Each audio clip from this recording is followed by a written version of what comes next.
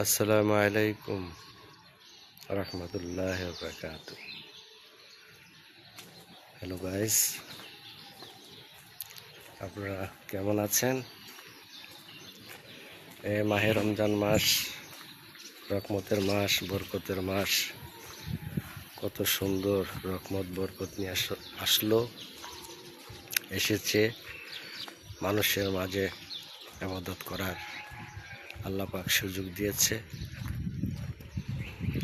আসলে অনেকে অনেকভাবে আল্লাহকে স্মরণ করেছে, ডাকেছে, সিয়াম সাধনের মাস কষ্ট করেছে। আল্লাহ পাক ভালো জানে কার দোয়া কবুল করেছে আর কার দোয়া কবুল হয়নি। দোয়া আসমানে ঝুলে আছে বা জমিনে পড়ে আছে, এইসব কোন লোক ব্যক্তিরা,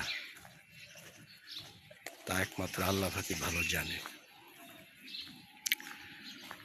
তবে আমার দৃঢ় বিশ্বাস যে নীতিবান এবং সৎ এবং আদর্শবান এবং সত্য কথা বলে কারো হক নষ্ট করে না, কারোর সাথে ধোঁকা প্রতারণা করে না, বিশ্বাসের সাথে এবং সততার সাথে তার জীবন কষ্টের মাধ্যমে অতিবাহিত করে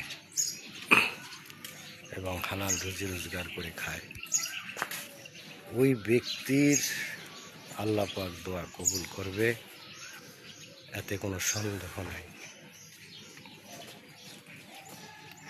100% আমি মনে করি যে ইনশাল্লাহ ওই ব্যক্তির দোয়া কবুল করবে। তোকে ভাই ও বোনেরা, কেমন আছেন আপনারা? কোথা থেকে দেখছেন?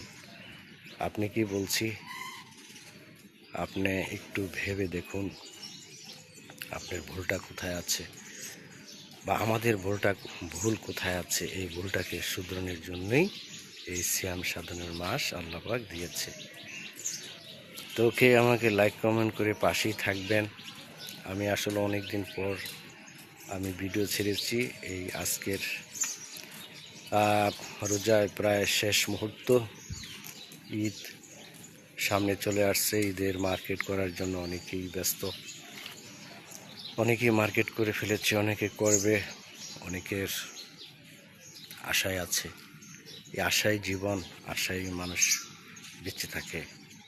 আর এই আশার ভিতরেই অল্প সময়ের ভিতরেই মানুষ দুনিয়া এবং আখিরাতের কাজ ভালো করে এবং মাথা ঠান্ডা রেখে কাজ করতে হবে। এটাই মানুষের আসল